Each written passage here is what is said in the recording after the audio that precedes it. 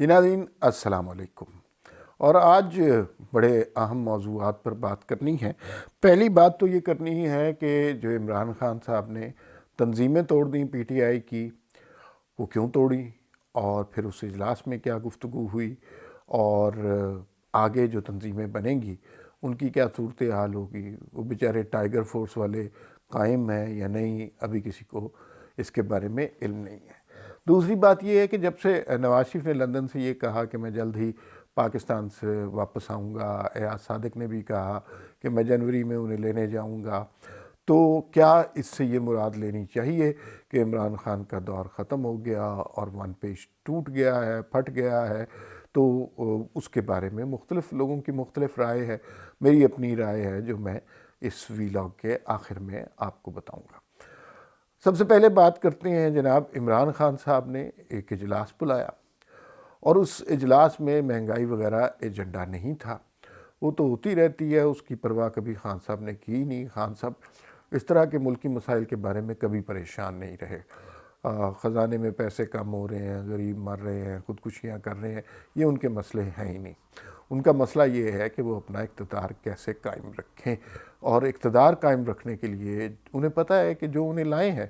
وہی ان کا اقتدار قائم رکھیں گے۔ تو خان صاحب بڑے کمفرٹیبل رہتے ہیں۔ یہ پہلی دفعہ پینک کی سچویشن نظر آئی ہے۔ وہ جو اجلاس ہوا جس میں تنظیمیں توڑنے کا اعلان کیا گیا، اس میں جو ہے پہلے تو بتاؤں کہ فواد چودھری صاحب نے اس کے حوالے سے پھر کلیریفیکیشن کی، اور انہوں نے بتایا کہ عمران خان نے پارٹی کی نئی تنظیم کا اعلان کر دیا ہے، اور اس میں اسد عمر صاحب تحریک انصاف کے نئے جنرل سیکرٹری ہوں گے، پرویز خٹک صاحب خیبر پختونخوا کو ہیڈ کریں گے، علی زیدی صاحب سندھ کو ہیڈ کریں گے، قاسم سوری صاحب بلوچستان کو ہیڈ کریں گے، اور شفقت محمود پنجاب اور خسرو بختیار جنوبی پنجاب کو ہیڈ کریں گے۔ یہ ایک نئی تنظیم بن رہی ہے، اور ان میں سے زیادہ تر لوگ ایسے ہیں کہ جب یہ الیکشن میں جائیں گے تو یہ اپنی سیٹیں نہیں جیت سکیں گے۔ تو ان لوگوں کو اب ہیڈ بنا دیا ہے نئی تنظیم سازی کا۔ جو اس اجلاس میں مزید گفتگو ہوئی وہ یہ کہ پارٹی کے لوگوں کو حکومت عمران خان پر تنقید سے روکا جائے، اس لیے کہ یہ عمران خان کو پسند نہیں ہے کہ کوئی ان پہ تنقید کرے، چاہے لوگ پتھر مار رہے ہوں سڑکوں پر مہنگائی کی وجہ سے، لیکن تنقید کرنا نہیں ہے اجازت۔ اور عمران خان بنیادی طور پہ ایک ڈکٹوریل مائنڈ کے شخص ہیں، اور وہ اسی طرح کام کرتے ہیں۔ اب انہوں نے یہ کہہ دیا ہے کہ جو پارٹی کے لوگ جو حکومت کے خلاف بات کر رہے ہیں، جس میں نور عالم خان بھی ہیں اور بھی بہت سے MNAs MPAs نے اپنا انجام دیکھ لیا ہے کہ اگر انتخاب منصفانہ اور شفاف ہوئے تو ان کے ساتھ ہوگا کیا، تو اس وقت ان کے پاس ایک دلیل ہوگی کہ ہم تو اس وقت بھی خان کو منع کرتے تھے۔ تو اب ایسے لوگ چند ایک آئے ہیں، اور تھوڑے عرصے کے بعد ان کی تعداد میں اضافہ ہوگا۔ اس کی روک تھام کرنے کے لیے خان صاحب نے پہلے یہ کہنا شروع کر دیا کہ جو لوگ اس طرح کریں گے انہیں پارٹی میں رہنے کا کوئی حق نہیں ہے۔ اس سے پہلے آپ نے دیکھا جب جسٹس وجیہ الدین نے عمران خان پر تنقید کی، یہ بات بتائی کہ 50 لاکھ روپیہ گھر کا خرچ جہانگیر ترین دیتے تھے، تب بھی عمران خان نے ایک اجلاس بلایا تھا، اور اس اجلاس میں اپنے پارٹی کے لوگوں کو یہ بتایا تھا، سرکاری ترجمانوں کو یہ بتایا تھا کہ جسٹس وجیہ الدین کی باتوں پر آپ توجہ بالکل نہ دیں، نہ ہی اس کے بارے میں ڈسکس کریں۔ آپ فوکس کریں کہ شہباز شریف کے بارے میں ان کی توہین کیسے ہو سکتی ہے، ان کے خلاف نئے نئے الزامات کیا تخلیق ہو سکتے ہیں۔ یہ تنظیمیں کیوں توڑی گئی ہیں، اس کے حوالے سے کوئی واضح صورتحال تو نہیں ہے، لیکن کہا یہی جا رہا ہے کہ کے پی کے میں جو بلدیاتی انتخابات کے نتائج تھے اس میں پتہ یہ چلا کہ لوگوں نے اپنی مرضی کے ٹکٹ دیے، اور خاندان کے خاندان جو ہیں وہ اس میں شامل تھے۔ اقربا پروری کی انتہا ہو گئی تھی، سیٹوں کے لیے، ٹکٹوں کے لیے پیسے بھی پکڑے گئے، جیسے کہا جاتا ہے پشاور کے میئر کے لیے کوئی 10 کروڑ روپے کسی نے پکڑ لیے تھے تحریک انصاف۔ تو ایک تو وجہ یہ ہو سکتی ہے۔ دوسری وجہ یہ ہے کہ خان صاحب کو اب اپنا انجام تھوڑا سا نظر آ رہا ہے کہ یہ حکومت ہمیشہ رہنے کے لیے نہیں ہے، اور جو تھوڑا تھوڑا میڈیا میں وہی جو عمران خان کے قصیدے گایا کرتے تھے وہ اب عمران خان کے خلاف بولنے لگ گئے ہیں، تو عمران خان کو احساس ہو رہا ہے کہ بھئی اب کچھ ہونے والا ہے۔ اس وجہ سے انہوں نے تنظیم سازی کا فیصلہ کیا، لیکن یہ انتہائی پینک میں فیصلہ کیا گیا ہے، اس لیے کہ اب جتنا وقت رہ گیا ہے اس عرصے میں نئی تنظیم سازی تحریک انصاف کی نہیں ہو سکتی، اور جن لوگوں کے ذریعے وہ کرانا چاہ رہے ہیں ان کی تو اپنی سیٹوں کا مسئلہ ہے۔ مطلب علی زیدی کیا جیت سکتے ہیں سندھ سے سیٹ اگر انہیں جتوائی نہ جائے، اور پرویز خٹک صاحب اپنی تحصیل سے ہار گئے ہیں پشاور میں، تو وہ یہ میرا نہیں خیال کہ اتنی جلدی ہو سکے گا۔ یہ پینک میں، خوف میں یہ فیصلہ کیا گیا ہے۔ دوسری سچویشن جس پر میں نے بات کرنی تھی وہ یہ ہے کہ کیا عمران خان اور اسٹیبلشمنٹ کا ون پیج پھٹ گیا ہے؟ لوگ یہ سمجھ رہے ہیں کہ نواز شریف صاحب آئیں گے، اچانک چوتھی دفعہ وزیر اعظم بن جائیں گے، لاکھوں کروڑوں لوگ ان کے استقبال کے لیے جائیں گے، عمران خان اور تحریک انصاف کا نام و نشان تک نہیں ملے گا، اور یہ صورتحال دن بدن ان کے لیے مشکل ہوتی جائے گی۔ لیکن اصل صورتحال یہ ہے کہ میں یہ سمجھتا ہوں ذاتی طور پہ کہ عمران خان کے اوپر جتنا اسٹیبلشمنٹ نے انویسٹ کیا ہے، ٹائم، میڈیا، ایفرٹ، پیسہ، 22 سال سے ان کی جدوجہد کو چلانے والے جنرل حمید گل جیسے زرخیز ذہن تھے،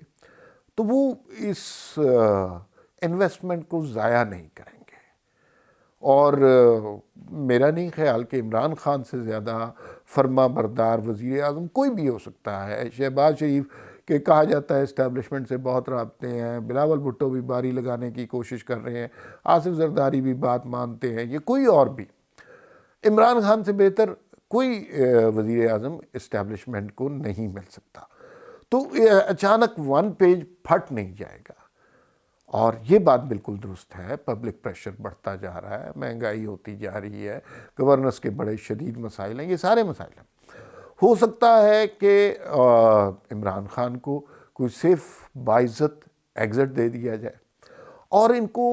مستقبل میں استعمال کرنے کے لیے رکھ لیا جائے، اور جیسے کہ ماضی میں ہوتا رہا ہے کہ عمران خان جب اپوزیشن میں آئیں گے تو ساری میڈیا کا فوکس ان کی تقریروں پہ لگا دیا جائے گا، نت نئے الزامات گھڑے جائیں گے، اور پھر وہ سارا آپ کو پتہ ہی ہے 2014 میں جو کنٹینر پہ ہوا، وہ سارا منظر جو اگلی حکومت ہے اس کے خلاف دہرایا جائے گا۔ تو ون پیج پھٹنا اتنا آسان نہیں ہے، بہت مشکل ہے، اور یہ کہ اسٹیبلشمنٹ اچانک بیرکوں میں چلی جائے گی اور سیاست میں عمل دخل سے وہ توبہ کر لیں گے، مجھے نہیں لگتا یہ ممکن ہے، اس لیے کہ ان کے سٹیکس اس ملک میں بہت ہائی ہیں، اور کسی بھی سیاستدان سے، بیوروکریٹ سے، پولیٹیکل پارٹیز سے ان کے سٹیکس ہائی ہیں، تو وہ ان سٹیکس کو بچانے کے لیے اب ہر کوشش کریں گے۔ ابھی تھوڑے سے پھنسے ہوئے ہیں کیونکہ لوگ ذرا تھوڑے سے اینگری ہیں، اور لوگ انہی کو الزام دے رہے ہیں کہ یہ جو تحفہ لایا ہے آپ، اس نے ملک کو برباد کر دیا، تو ابھی فیس سیونگ کے لیے کوئی نہ کوئی تبدیلی ہو سکتی ہے۔ اس موقع پر سیاسی جماعتوں کا، خاص طور پر مسلم لیگ کا کردار بہت اہم ہوگا۔ مسلم لیگ نون ہی وہی جماعت تھی جس نے لیڈ کیا تھا ووٹ کے عزت کو کے نعرے کو، اور اس نعرے کی وجہ سے ان کی پذیرائی بھی ہوئی، یہ نعرہ پنجاب میں بھی لگا، عام آدمی تک بھی اس کی رسائی ہو گئی۔ اور اگر وہ اس وقت اپنے صحیح کارڈ کھیلیں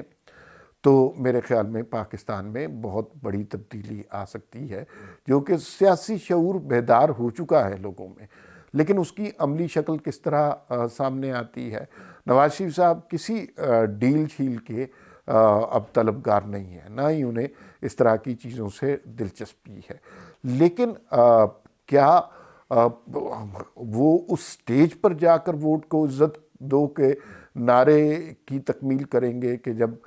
گلی گلی جا کر لوگوں کو یہ بتائیں گے کہ اسٹیبلشمنٹ نے اس ملک میں کیا کیا، اور آئین سے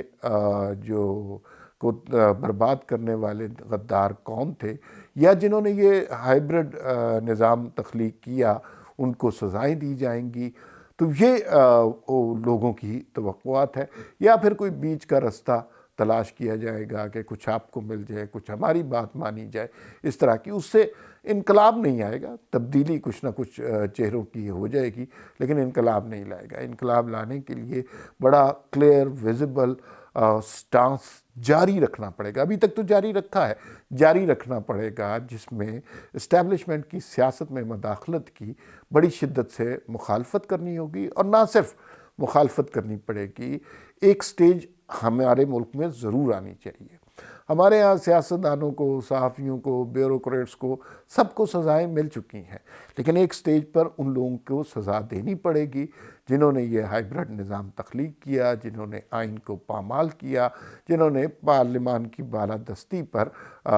کو اپنے پیروں تلے روندا۔ اگر وہ سزا نہیں دی جائے گی تو پھر یہ سلسلہ اسی طرح چلتا رہے گا، اور اسٹیبلشمنٹ ہر دفعہ سیاستدانوں کی آڑ میں اپنے کارنامے جاری رکھے گی اور انہیں کوئی نہ کوئی سیف ایگزٹ دیتا رہے گا۔ تو یہ بالکل نہ سمجھیے کہ یہ سیم پیج پھٹ گیا ہوا ہے، یہ سیم پیج کہیں اندرون خانہ اسی طرح چل رہا ہے، جس کے نتائج شاید ہمیں 1-2 سال کے بعد نظر آئیں۔